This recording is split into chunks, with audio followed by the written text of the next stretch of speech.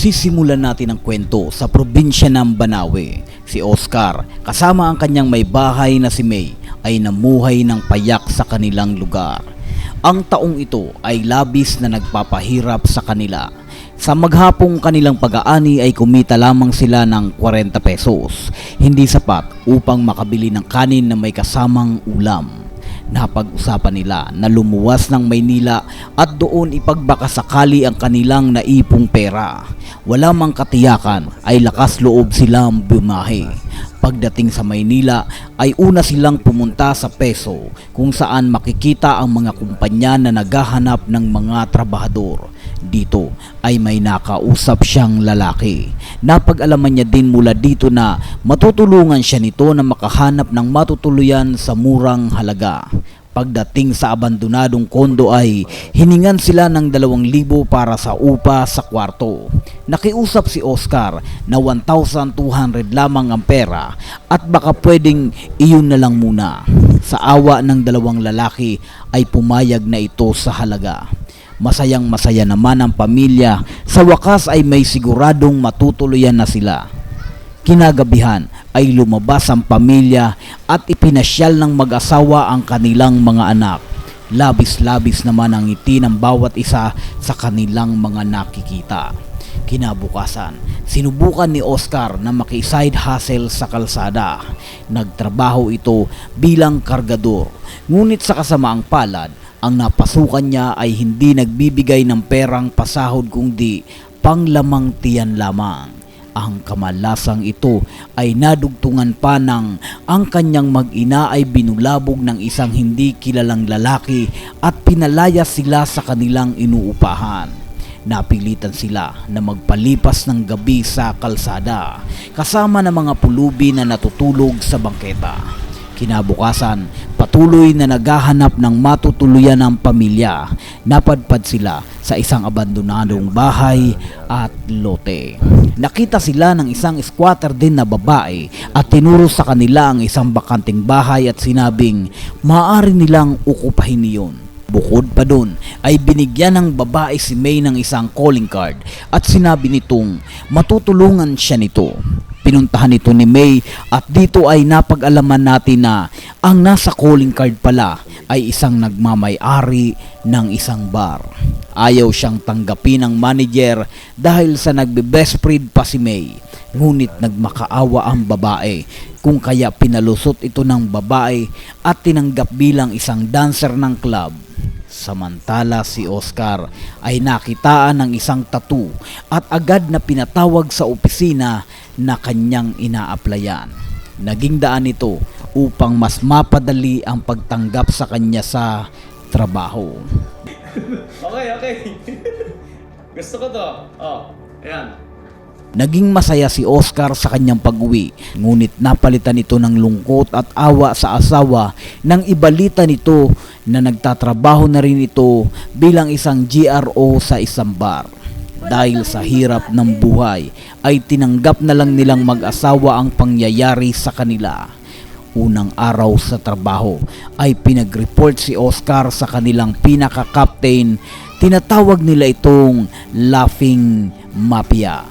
Upang makuha ang loob nito ay kinakailangang magbigay ni Oscar ng isang nakakatawang joke. Naging epektibo naman ang joke na ibinigay nito kung kaya nakuha nito ang tiwala at loob ng amo.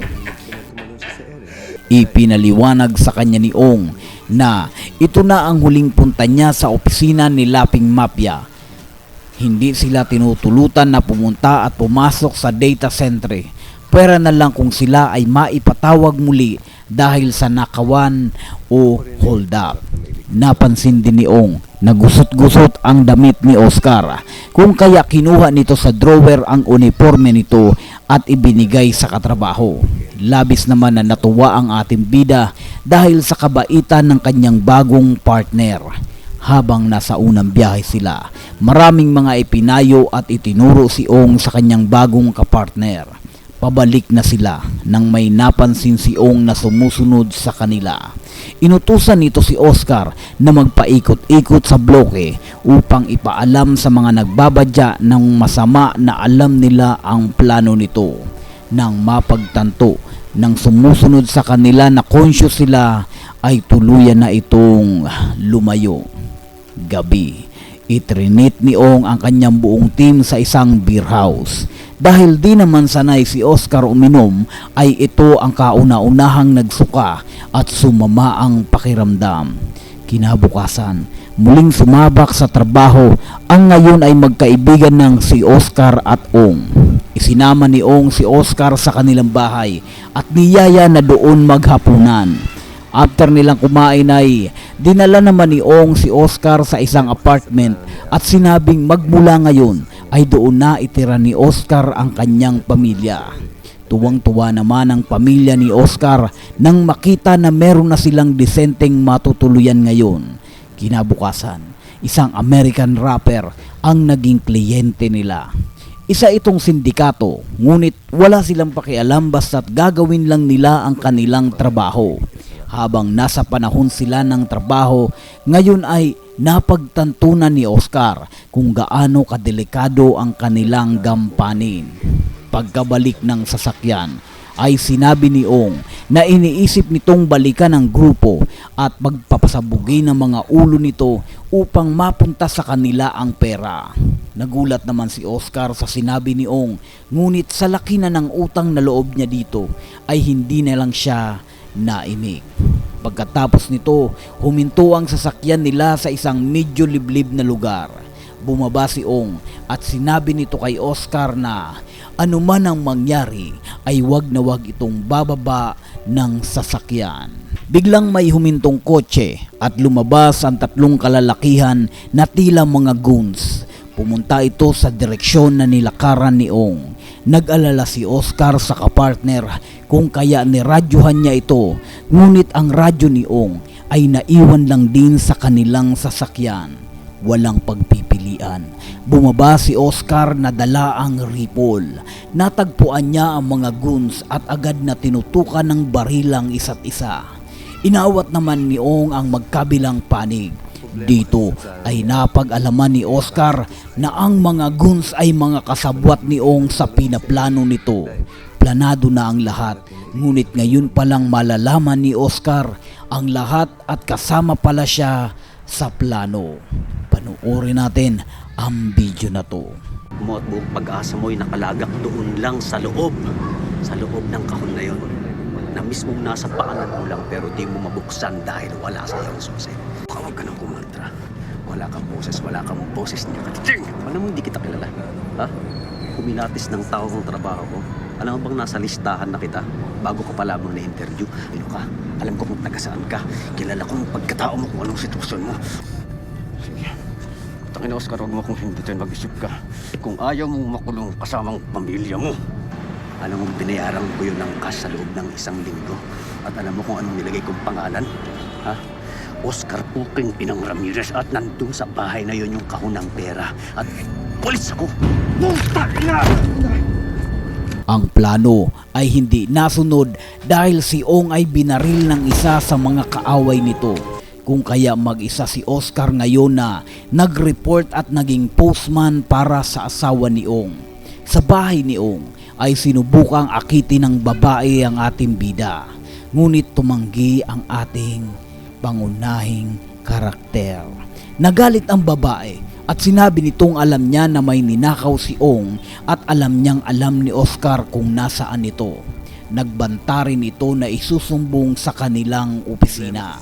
Sinubukan ni Oscar na hanapin ang kahon ng pera at katulad ng sinabi ni Ong, nasa apartment nga nila ang sinasabi nitong kahon na walang susi. Ipinakita niya ito sa kanyang asawa at sinabing napakalaking halaga ng pera ang laman niyon. Datapwat hindi nila pwedeng puwersahing buksan niyon dahil may self-destroy mechanism ito. Walang ibang paraan para mabuksan kundi ang kunin ang susi sa processing center. Pagbalik sa trabaho, isinugal ni Oscar ang kanyang buhay. Pinasok niya ng lihim ang opisina at sinubukang kuhanin ang susi ng box. Nakita naman siya ng kanilang boss sa CCTV. Agad na sinugod si Oscar ng mga kasamang gwardya. nagkaroon ng engkwentro at sa kasamaang palad ay napaslang si Oscar.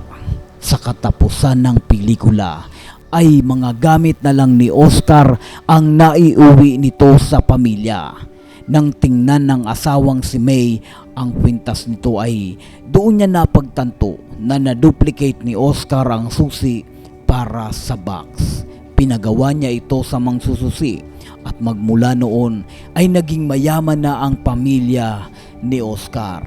Datapwat ang kapalit nito ay ang buhay ng pangunahing karakter.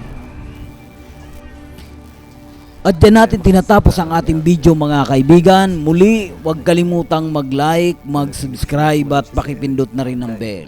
Hanggang sa muli mga kaibigan, ito ang Tinagalog Movie Recap.